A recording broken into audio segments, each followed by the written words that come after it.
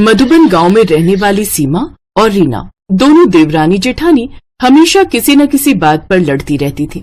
कभी घर के कामों को लेकर, कभी बच्चों की देखभाल को लेकर, तो कभी खेतों के हिस्सों को लेकर। मानसून का मौसम चल रहा था।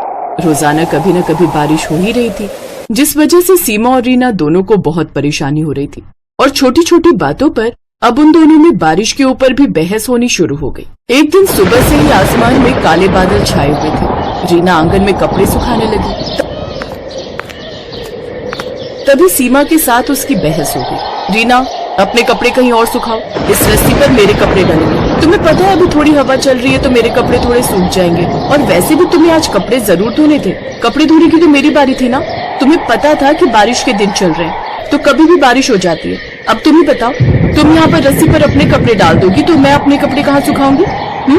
भाभी, अब ये थोड़ी है कि मैं आपके कपड़े धोने का इंतजार करती रहती। आप सुबह से तो कपड़े धो नहीं रही थी, अब मैंने धो लिए तो आपको कपड़े रस्सी पर डालने। ये बहुत गलत बात है भाभी। आप हमेशा अपनी चलाती हो। आप बड़ी हो तो इसका मतलब ये नहीं है कि मैं छोटी हूँ तो आप मुझ पर दबाव बनाती रहो। मैंने कपड़े डाल दिए हैं, अब थोड़े सूख जाएंगे, तब आप डालना अपने कपड़े, या फिर कल धोना। बारिश का क्या भरोसा, अभी आंगन में बारिश आ गई तो मुझे भी तो अपने कपड़े अंदर डालने पड़ेंगे ना। मैं तो उठाकर फेंक दूंगी, मुझे कुछ नहीं पता। रस्सी पर तो मेरे ही कपड़े डलेंगे।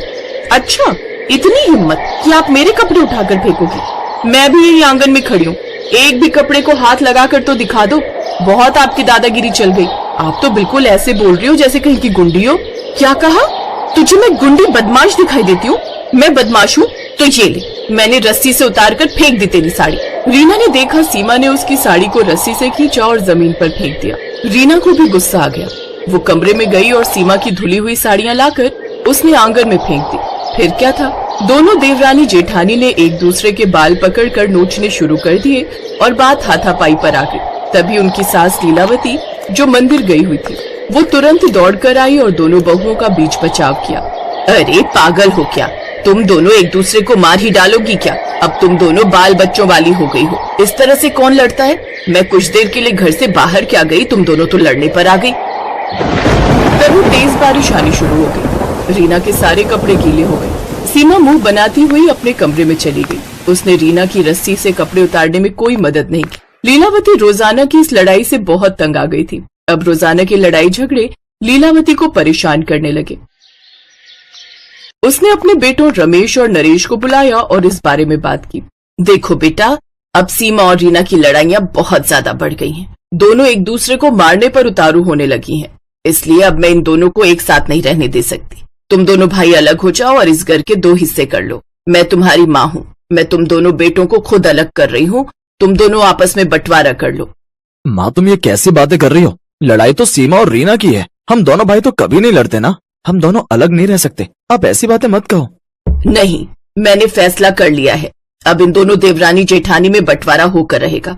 मैं इन दोनों की लड़ाई से बहुत तंग आ गई हूँ और उनकी लड़ाई का असर बच्चों पर भी पड़ेगा।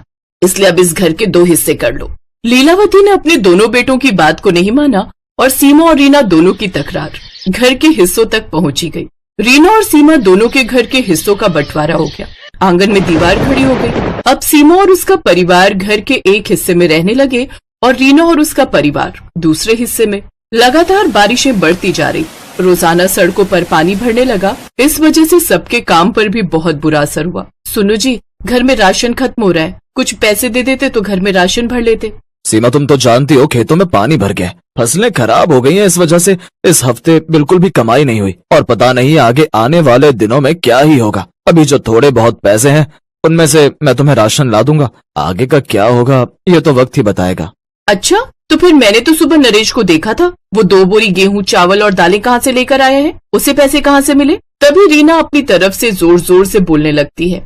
सुनो जी, राशन मेरे मायके से आया है, उसे संभाल कर सभी अनाज के संदूकों में भर दो। पता नहीं ये बारिश कब तक रहेगी, हमें तो इसी से गुजारा करना है। सुन लिया तुमने सीमा? मैं और नरेश दोनों सगे भाई हैं। अगर मेरे पास पैसे नहीं है तो नरेश के पास भी नहीं है। ये सारा राशन रीना के मायके वालों ने भिजवाया है। सीमा चुप हो जाती है। रीना बारिशों में अपने परिवार के लिए खूब पकवान बनाती। सीमा को ये सब अच्छा नहीं लगता था क्योंकि उसके घर में अनाज नहीं था। रीना ने पकौड़े बनाए और अपने बच्चों के साथ साथ थोड़े से पकौड़े अपनी सास लीलावती को दे दिए। पर उसने पड़ोस में रहने वाली अपनी जेठानी सीमा के घर पकौड़े नहीं दिए। उसी शाम सीमा के मामा, जो कि शहर में रहते थे, वो अपनी बेटी की शादी का कार्ड देने आए, तो सीमा और बच्चों के लिए मिठाई और कुछ फल साथ लाए। उनके जाने के बाद सीमा ने रमेश और बच्चों को मिठाई देने के बाद अपनी सास लीलावती को थोड़ी मिठाई और फल दिए। सीमा बहू, तुम्हारे मामा जी जो मिठाई और फल लाए हैं, थोड़े रीना के घर भी दे दो। माँ जी, मैं उसके घर कुछ नहीं दूंगी। अलग होने के बाद तो सीमा और रीना दोनों देवरानी जेठानी ने बिल्कुल ही एक दूसरे को कुछ भी लेना देना बंद कर दिया। लीलावती को बहुत बुरा लगता था। एक रात जब रमेश और नरेश अपने अपने परिवार के साथ घर के अंदर सो रहे थे और लीलावती आंगन की छत के नीचे सो रही थी, सुबह 5 बजे जब लीलावती की आंख खुली तो वो घबराकर चिल्ला पड़ी, अरे रमेश बेटा, नरेश बेटा, देखो तो हमारा पूरा घर पानी में डूब गया है, जल्दी उठो। परिवार के सब लोग लीलावती की आवाज सुनकर उठ जाते हैं। अरे पूरे घर में तो पानी भर गया है, लगता है रात को बाढ़ आई है। अरे भैया, बच्चों को और भाभी को लेकर छत पर चलो, मैं भी ऊपर ही आ रहा हूँ। माँ, छत पर जाना पड़ेगा, जल्दी जल्दी छत पर चलो। हाँ, ये ठीक रहेगा। चलो सीमा, छत पर चलते हैं। चलो बच्चों, जल्दी जल्दी चलो, मेरा हाथ पकड़ लो। सब लोग जब छत पर जाते हैं तो देखते हैं गांव के सभी परिवार अपनी अपनी छतों पर चढ़े हुए हैं। पूरा गांव बाढ़ में डूबा हुआ था। बारिश की वजह से सब कुछ डूब चुका था। सीमा के घर से उसे जो राशन मिला था वो भी बाढ़ के पानी में सारा खराब हो गया। जो थोड़ा बहुत खाना बचा हुआ था, सीमा वो लेकर छत पर आ गई।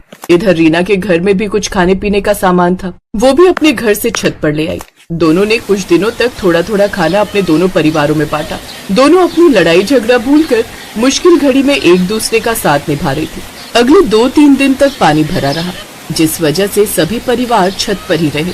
जब धीरे धीरे पानी गांव से उतर गया तो सब लोग अपनी छत से नीचे उतर आए।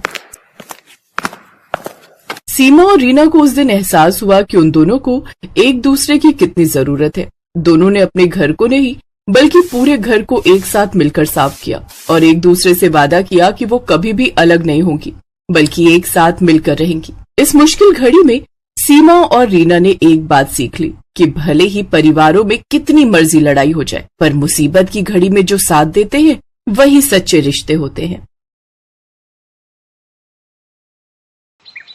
संतोष ने कुछ समय पहले ही अपने बेटे की शादी सलोनी से की थी, जिसका रंग भले ही काला था, लेकिन स्वभाव से वो बहुत ही गुणी और संस्कारी थी। संतोष की बड़ी बहू प्रीति गोरी और खूबसूरत थी, जिस वजह से घमंड उसमें कूट कूट कर भरा था। प्रीति का पति अनिल आर्मी में नौकरी करता था, जिसकी पोस्टिंग जम्मू में हुई थी। प्रीति शादी के बाद से ही अपनी देवरानी को उसके कालेपन के लिए ताने देती थी, लेकिन सलोनी इस बात का बिल्कुल बुरा नहीं मानती थी। कुछ महीनों बाद मॉनसून शुरू हो गया और सलोनी बारिश का मजा लेते हुए छत पर बैठकर कपड़े धो रही थी। अरे वाह, बारिश के पानी से कपड़े भी धुल गए और टंकी का पानी ज्यादा खर्च भी नहीं हुआ। अब सूखा बाद भी दूंगी। अरे आप यहाँ क्या कर रहे हैं जी? आप भीग जाएंगे। कोई बात नहीं, ये शादी के बाद हमारा पहला मॉनसून है और अब मैं तुम्हारे साथ इस बारिश में भीगना चाहता हूँ। सुधीर काली होने के बाद भी अपनी पत्नी सलोनी को बहुत प्यार करता था। दोनों बारिश के मजे ले रहे थे, तभी सलोनी की सास शीला उसे आवाज देती है, अरे सलोनी बहू, कहाँ हो तुम? जल्दी से मेरे लिए एक कप चाय बना दो। मुझे जल्द से जल्द जाना होगा, माँ जी को चाय बनाकर देनी है। अच्छा ठीक है, जाओ, और एक कप मेरे लिए भी बना देना। ठीक है जी। सासू माँ, आपने मुझे बुलाया? अरे कपड़े धो रही थी या मटर गश्ती करने छत पर गई थी? जा जल्दी से रसोई में जाकर मेरे लिए चाय चढ़ा दे, और हाँ, पहले ये कपड़े बदल ले, कहीं सारी रसोई गीली कर दे। तभी सलोनी की जेठानी उसके पास आती है और कहती है, 1 मिनट देवरानी जी, तुमने मेरी साड़ी तो ठीक से धो दी ना? ध्यान रहे उसमें कलर नहीं चढ़ना चाहिए, पता चले खुद जैसी काली पीली हो वैसे ही मेरे कपड़ों को भी कर दो। बहू, ये क्या तरीका है छोटी बहू से बात करने का? ठीक है तो कह रही हूँ सासू माँ, आपको भी यही काली लड़की रह गई थी मेरी देवरानी बनाने के लिए। पता है मेरे सब रिश्तेदार मुझ पर कितना हंसते हैं। दीदी, काला होना कोई पाप है क्या? जब से मैं यहाँ आई हूँ आप मुझसे चिढ़ी हुई रहती हैं। कोई भी तुम्हारी काली शक्ल को देखेगा ना तो चिढ़ेगा ही। प्रीति, अपनी देवरानी से कोई ऐसे बात करता है क्या? और भूल मत, सुधीर सलोनी को बहुत पसंद करता है। जरूर इसने मेरे देवर पर कोई काला जादू किया होगा, तभी तो ये काली लड़की उन्हें पसंद आ गई। तभी सुधीर भी वहां आ जाता है। भाभी, वो जैसी भी है मेरी बीवी है, और मैं देख रहा हूँ आपकी बहुत अनबन चल रही है मेरी पत्नी से। अच्छा, अब तुम अपनी भाभी से बहसबाजी करोगे, और वो भी कल की आई हुई इस काली कलूटी लड़की के लिए? देखा, आखिर अपने काबू में कर ही लिया इसने मेरे देवर को। दीदी आप गुस्सा मत होइए, मैं अभी आपकी साड़ी सुखा कर दे देती हूँ। सलोनी अपनी जेठानी की साड़ी प्रेस करके उसे दे देती है। भोली भाली काली सलोनी पर उसके पति और सास को बड़ी दया आती है और वो अक्सर उसका साथ देते थे, जिस वजह से प्रीति अपनी देवरानी से और जलने लगी थी। एक रोज जब सलोनी खाना बनाकर परोसती है तो उसमें नमक कम होता है, जिस वजह से प्रीति गुस्से में उसके हाथ पर वो दाल गिरा देती है। भाभी, आज तो हद ही हो गई, बस अब और नहीं। वही मैं भी कह रही हूँ, बस अब और नहीं। सासू माँ, आप हमारा बंटवारा कर दो, आज से मैं अलग रहूंगी। ठीक है, आप बंटवारा चाहती हो ना, तो आज से हम अलग अलग रहेंगे। गुस्से में आकर सुधीर घर में रस्सी बांधकर अलग अलग बंटवारा करता है। मॉनसून में भारी बारिश होने के कारण घर के दोनों ही तरफ खिड़कियों से पानी अंदर आ जाता है। सलोनी तो अपने हिस्से को साफ कर लेती है, लेकिन उसकी आलसी घमंडी गोरी जेठानी पानी को हाथ तक नहीं लगाती, जिससे उनकी सास शीला फर्श पर फिसल जाती है और उसे चोट आ जाती है। हाय रे, मर गई रे, मर गई। माँ जी रुकिए, मैं अभी आती हूँ। कोई जरूरत नहीं है, मैं ही दवाई लगा देती हूँ, लेकिन तुम ये लकीर पार मत करना। और सासू माँ, आपसे एक जगह चैन से बैठा नहीं जाता, मेरा काम और बढ़ा दिया। गिरी भी तो तेरी वजह से हूँ। अलग होने के बाद अब प्रीति को घर के खाने से लेकर कपड़े धोने, झाड़ू पोछा हर काम खुद ही करना पड़ता। अब उसे अपनी देवरानी की अहमियत समझ आने लगी। ऐसे ही कुछ दिन बीत जाते हैं। फिर एक रोज प्रीति की तबीयत बहुत खराब होती है और वो बेहोश होकर गिर जाती है। तभी सलोनी उसे देख लेती है और लकीर पार करके उसे जल्द से जल्द हॉस्पिटल ले जाती है, जहाँ डॉक्टर कहते हैं, अच्छा हुआ आप इन्हें समय से ले आई। इन्हें हार्ट अटैक आया था, अगर जरा सी भी देर होती तो कुछ भी हो सकता था। प्रीति को होश आ जाता है और जब उसे पता चलता है कि सलोनी ने उसे अस्पताल पहुंचाया है तो उसे अपने किए पर बहुत पछतावा होता है। मुझे माफ कर दे सलोनी, मैंने तेरे साथ बहुत बुरा बर्ताव किया, लेकिन आज मुझे अपने किए पर पछतावा है। इसके बाद सभी फिर से एक साथ मिलकर खुशी खुशी रहते हैं।